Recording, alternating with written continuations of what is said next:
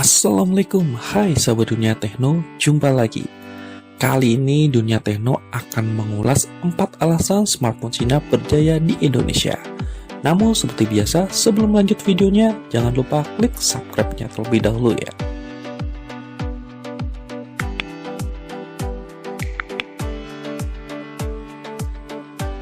Sejak tahun 2015 yang lalu, pertumbuhan smartphone made in China di Indonesia semakin pesat.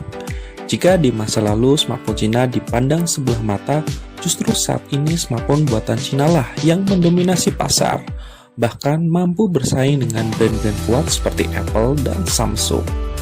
Xiaomi, Huawei, Honor, Oppo, Vivo, hingga brand Realme adalah personil smartphone Cina yang berjaya di Indonesia.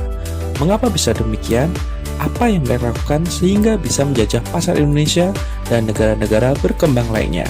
Berikut adalah 4 alasan kuat mengapa smartphone Cina bisa berjaya.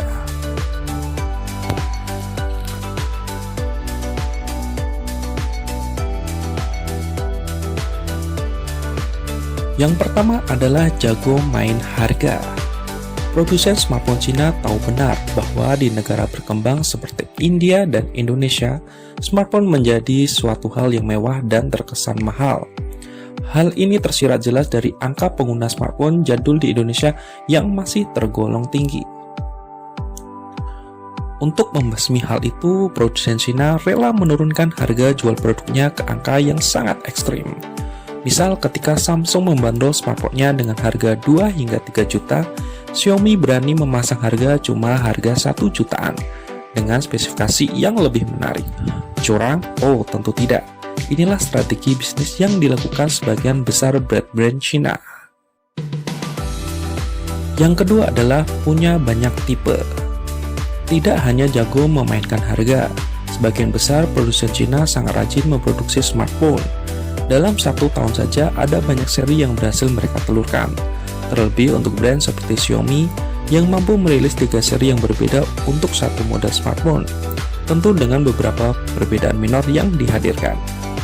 Banyaknya pilihan mendatangkan keuntungan sendiri bagi kita selaku konsumen. Ya, konsumen dapat memilih smartphone sesuai dengan kebutuhan dan kemampuan daya beli masing-masing. Itulah mengapa jika kita berkunjung ke pusat penjualan smartphone, brand-brand Cina seolah menguasai etalase penjualan di sana. Yang ketiga adalah kualitas nggak jelek. Meskipun lebih murah, dosa besar rasanya kita menyebut smartphone Cina tidak berkualitas. Smartphone Cina dibuat sesuai dengan standar yang ada, seiring teknologi yang tengah berkembang. Kenyataan bahwa smartphone Cina ketinggalan zaman tidak berlaku lagi. Sebagian besar smartphone Cina mengusung jeroan dan software yang terus diperbarui dari waktu ke waktu, sehingga performa yang dihadirkan tidak kalah dengan iPhone ataupun Samsung.